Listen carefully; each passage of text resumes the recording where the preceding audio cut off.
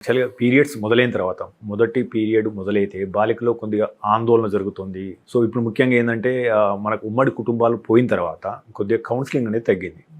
So, మొదటి period వచ్చినప్పుడు మీ దగ్గరికి వస్తే మీరు ఎట్లా కౌన్సిల్ చేస్తారు? బాలికకు గానీ, బాలిక తల్లిదండ్రులకు గానీ హైజీన్ విషయంలో ఎలాంటి జాగ్రత్తలు తీసుకోవాలి?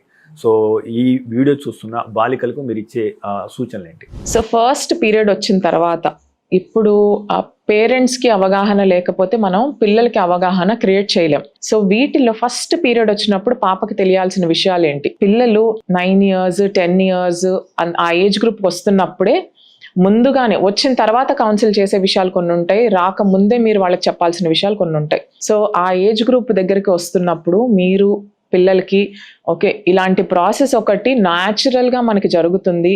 ఆడపిల్లల్లో ఫస్ట్ టైం మెన్సెస్ రావటం, అలా బాడీ పార్ట్లో నుంచి బ్లీడింగ్ అన్నది రావటం is a normal physiological phenomenon. అంటే అందరికీ జరిగే ప్రక్రియ అని వాళ్ళకి అర్థమయ్యేటట్టు చెప్పటం ఈజ్ ద ఫస్ట్ స్టెప్. లేదు అంటే జనరల్గా ఎవరైనా పిల్లలు బ్లడ్ ఎక్కడి నుంచైనా రావటం చూస్తే భయపడటం అన్నది సర్వసాధారణమైన రియాక్షన్. కానీ ఇది న్యాచురల్గా జరిగే ప్రాసెస్.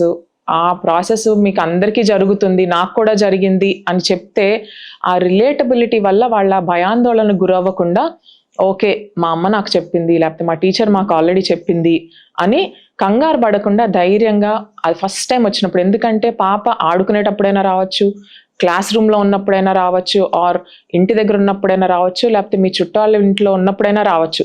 సో అలాంటప్పుడు తను ఎవరితో ఒకరితో డిస్కస్ చేయగలిగేటట్టు తనకి ధైర్యం రావాలి ఫస్ట్. సో పాపని ముందు ఆ ఏజ్ గ్రూప్ దగ్గర పడే కొద్దీ మనం కౌన్సిల్ చేయటం అనేది చాలా ఇంపార్టెంట్.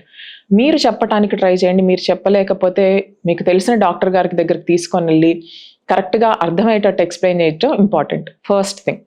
సెకండ్ థింగ్, మీ పాపకి ఫస్ట్ పీరియడ్ వచ్చేసింది, ఆ తర్వాత దాన్ని ఎలా డీల్ చేయాలి, ఆ తర్వాత తను ఎలా టేక్ కేర్ చేయాలన్నది కూడా మీరు చెప్పగలగాలి.